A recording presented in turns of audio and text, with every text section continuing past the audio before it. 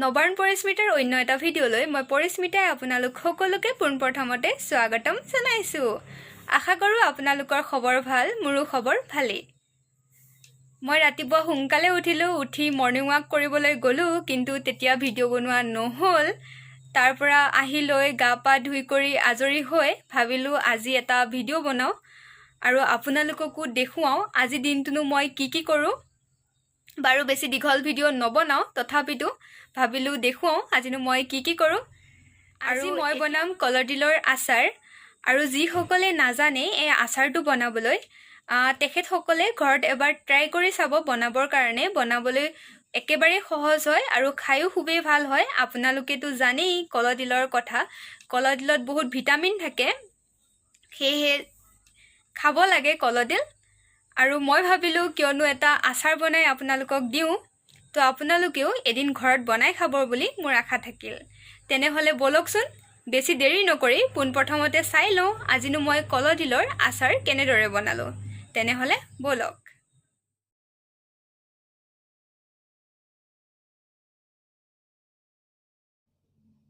মই কলডিল এটা লৈছোঁ।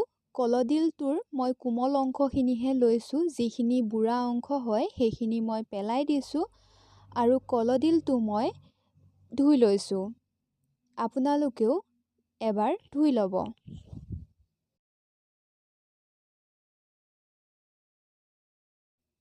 তাৰ পাছত মই কলডিলটো এনেদৰে কাটি লৈছোঁ।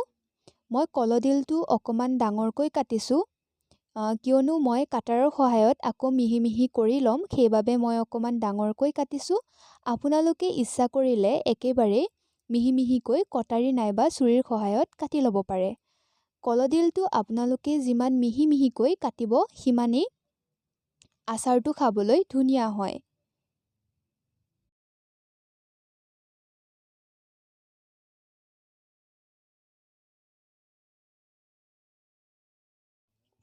কাটি হোৱাৰ পিছত মই আকৌ এবাৰ পানীত ধুই লৈছোঁ। আপোনালোকেও কাটি লোৱাৰ পিছত আকৌ এবাৰ পানীত ধুই ল'ব। তাৰ পাছত মই পানীৰ পৰা ভালদৰে টুকি দিছোঁ।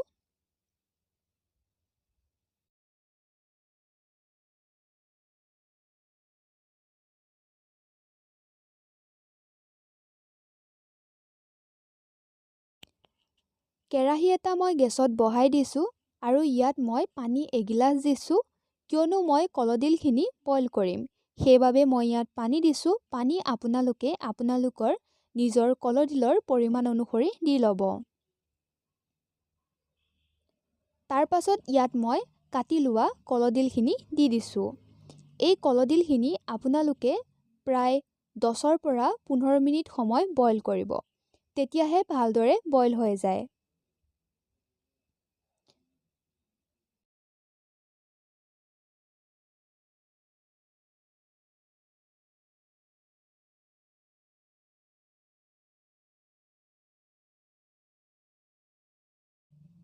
এতিয়া ইয়াত মই হালধি এচামুচ দিছোঁ। হালধি মই বইল কৰোঁতেই দিছোঁ, নহ'লে গোন্ধ আহিব পাৰে, সেইকাৰণে হালধি আপোনালোকে আপোনালোকৰ নিজৰ পৰিমাণ অনুসৰি দি ল'ব।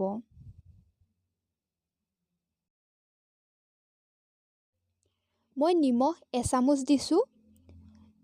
নিমখ পিছত আকৌ দিবই লাগিব, কিন্তু মই বইল কৰোঁতে অকণমান নিমখ দি দিছোঁ। আপোনালোকে ইচ্ছা কৰিলে নিমখ একেবাৰে পাছতো দিব পাৰে, কোনো কথা নাই, কিন্তু মইহে অকণমান বইল কৰোঁতে দি দিছোঁ, বা মোৰ নিচিনাকৈ আপোনালোকে বইল কৰোঁতেও নিমখ অলপমান দি দিব পাৰে।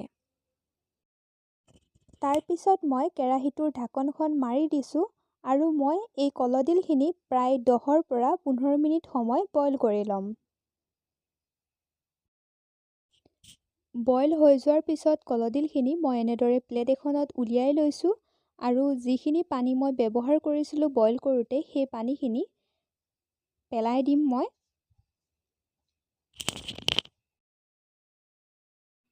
মছলাৰ কাৰণে মই পাঁচফোৰণ ব্যৱহাৰ কৰিছোঁ, কাৰণ পাঁচফোৰণত সকলোবোৰ মছলা একেলগে থাকে, সেইকাৰণে মই পাঁচফোৰণকেই ব্যৱহাৰ কৰিছোঁ। আপোনালোকে ইচ্ছা কৰিলে এক্সট্ৰাকৈ মছলা ব্যৱহাৰ কৰিব পাৰে।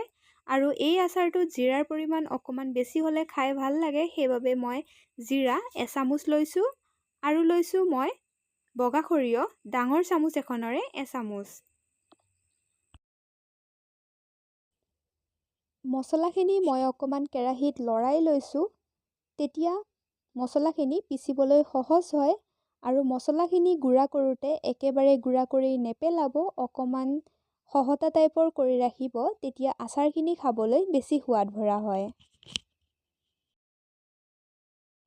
কলডিলখিনি ৰ'দৰ পৰা সামৰি অনাৰ পিছত এনেকুৱা ধৰণৰ হৈ গ'ল।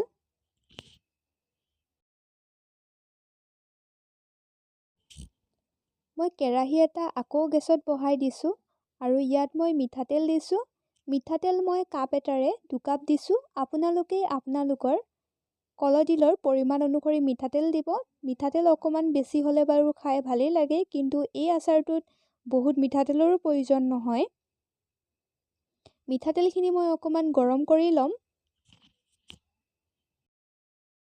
মিঠাতেলখিনি গৰম হোৱাৰ পিছত মই কেৰাহীটো গেছৰ পৰা নমাই আনিলোঁ আৰু সেই কেৰাহীটোতে মই এতিয়া কলডিলখিনি দি দিছোঁ।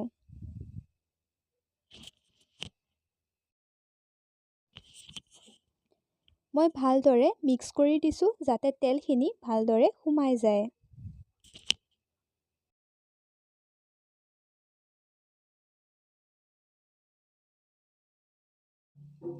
মই যিখিনি মছলা পিচি লৈছিলোঁ সেই মছলাখিনিও ইয়াত মই দি দিছোঁ।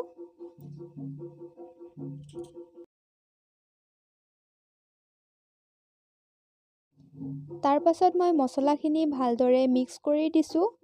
তেতিয়াহে মছলাখিনি কলডিলখিনিৰ লগত ভালদৰে মিক্স হৈ যাব।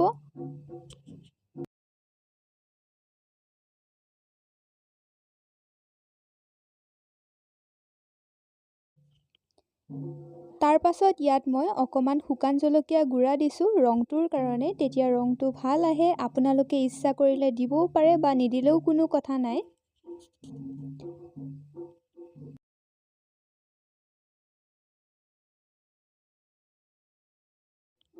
তাৰ পাছত ইয়াত মই আকৌ অকণমান নিমখ দি দিছোঁ। মই প্ৰথমতেই কৈছিলোঁ যে মই নিমখ পাছত আকৌ দি ল'ম। তাৰ পাছত মই এই গোটেইখিনি ভালদৰে মিক্স কৰি দিছোঁ। ইয়াত মই এতিয়া এটা ভোট জলকীয়া কাটি দিম, কিন্তু মই জলকীয়াটো অকণমান সময় কাৰণে ৰ'দত দিছিলোঁ, ডাইৰেক্ট জলকীয়াটো দি দিয়া নাই, নহ'লে জলকীয়াটোত অকণমান পানী থাকে আৰু তেতিয়া আচাৰটো সোনকালে বেয়া হোৱাৰ সম্ভাৱনা থাকে, সেইকাৰণে মই জলকীয়াটো ৰ'দত দিছিলোঁ। তাৰ পাছত মই জলকীয়াটো এনেদৰে সৰু সৰুকৈ কাটি দি দিছোঁ।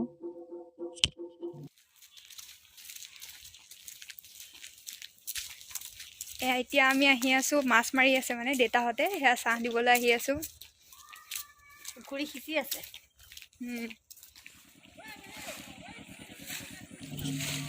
পুখুৰীত পানী সিঁচি এনেদৰে মাছ ধৰি আছে। প্ৰায় 3 দিন পানী সিঁচাৰ পিছত পুখুৰীৰ পৰা পানী নাইকিয়া হৈছে আৰু এতিয়া মাছ এনেদৰে ধৰি আছে। পুখুৰীটোৰ কাষত থাকি মোৰ খুবেই ভাল লাগিছে, কিয়নো পুখুৰীটো আমাৰ পথাৰৰ মাজত আছে আৰু ইফালেও ধান আছে সিফালেও ধান আছে, সেয়েহে পৰিৱেশটো খুবেই ধুনীয়া হয় আৰু ঠাণ্ডা পৰিৱেশ যদিও ৰ'দ দি আছে।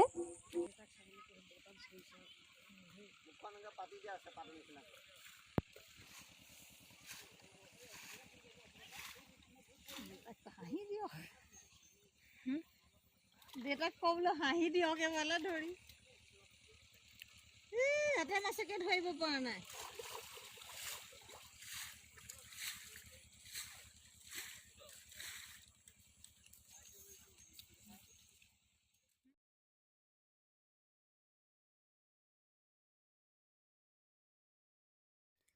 এনেদৰে তেওঁলোকে মাছ ধৰি আছে, কিন্তু মাছ ধৰোঁতে তেওঁলোকক শিঙি মাছে বিন্ধিছিলেও, কাৰণ আমাৰ এই পুখুৰীটোত বহুতেই শিঙি মাছ আছে। কাৰণ মই কৈছোঁৱেই যে এই পুখুৰীটোত লোকেল মাছ বেছিকৈ সোমায়। কেইবাবাৰো তেওঁলোকক শিঙি মাছে বিন্ধিছিলে।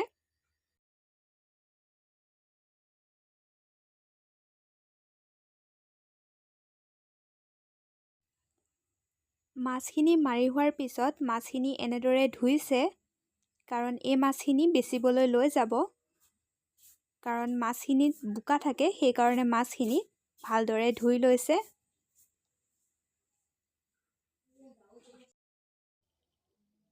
এইবাৰ আমাৰ ইয়াত ৩-৪বাৰ বানপানী আহি গ'ল। বানপানী অহাৰ কাৰণে আমাৰ এই পুখুৰীটোত মাছৰ পৰিমাণ বেছি হ'ল, মানে মাছ মাৰোঁতে আজি বহুত পৰিমাণে মাছ পাইছে আগৰ তুলনাত। আগতে যিমান মাছ পায় তাতকৈ এবাৰ বেছি পাইছে বাৰু। আগতে এনেকুৱাকৈ মাছ নাপায়, কিয়নো আমাৰ এই পুখুৰীটোত মাছ কোনোদিন নিদিয়ে, বনৰীয়া মাছেই সোমায় সদায়।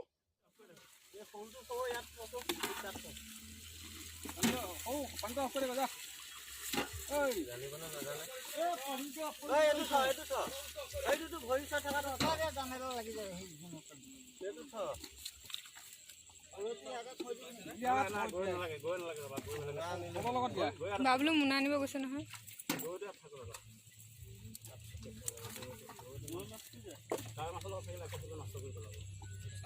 কাৱৈবিলাকে হানি দিয়ে যে।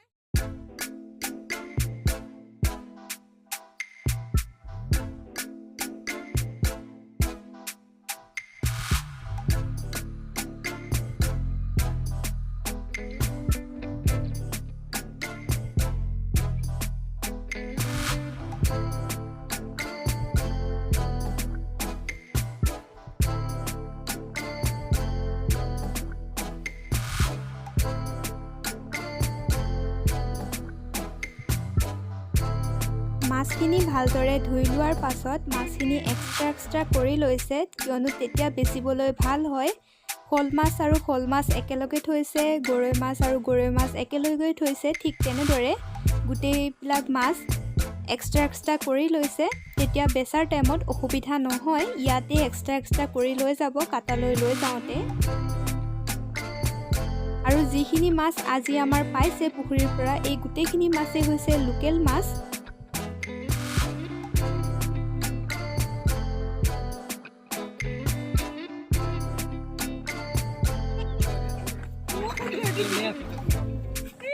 তাৰহে বৰ কাম আছে, চুব নোৱাৰে।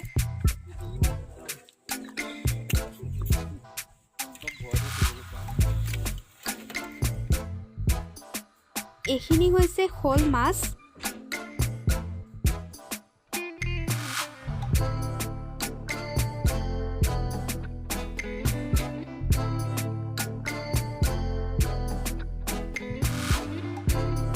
আৰু এইখিনি হৈছে কাৱৈ মাছ। চাওকচোন, ইমানবোৰ দেখিয়ে কিবা ভাল লাগি গৈছে মনটো।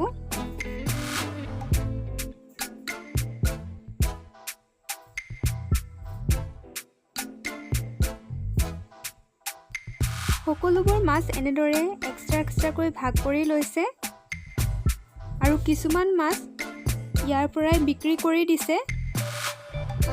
যিবোৰ মাছ মানুহে নিবলৈ আহিছে সেইবোৰ ইয়াৰ পৰাই দি দিছে আৰু।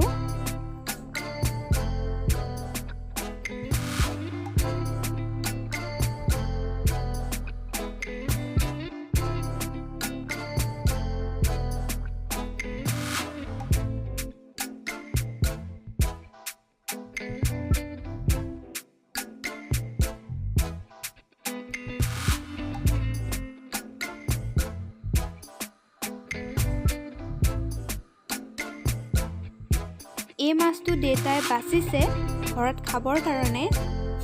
কলপাৰতেই দেউতাই এই মাছটো কাটিছে।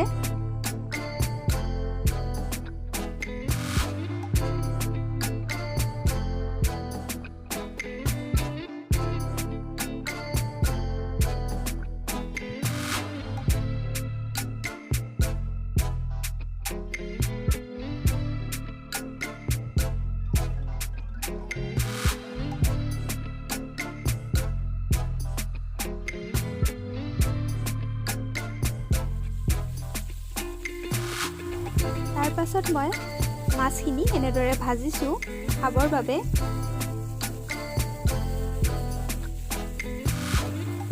আজি যদি মই বনোৱা ভিডিঅ'টো আপোনালোকৰ ভাল লাগিছে আৰু যিসকল নতুন বন্ধু বান্ধৱীয়ে মোৰ এই চেনেলটো পোনপ্ৰথমবাৰৰ বাবে চাই আছে, তেওঁলোকে পোনপ্ৰথমতে ছাবস্ক্ৰাইব কৰিব আৰু কাষতে থকা বেল বটনটো টিপি অল কৰি দিব। তেতিয়াহে মই বনোৱা যি ভিডিঅ' দিওঁ আপোনালোকলৈ পোনপ্ৰথমতে ন'টিফিকেশ্যন যাব।